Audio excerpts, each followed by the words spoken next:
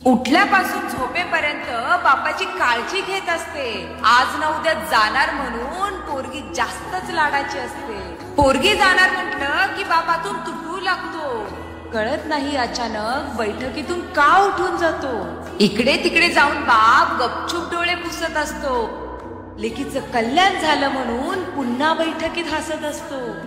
तिचा सगळा जीवनपाठ नजरेखालून जात असतो। डोळ्यात येणाऱ्या आसवांना बाप परत पाठवत असतो। ह्या घरातला चिवचिवाट आता कायमस्वरूपी थांबणार आहे म्हणून बाप लेक झोपल्यावर तिच्याकडे पाहून रडत असतो।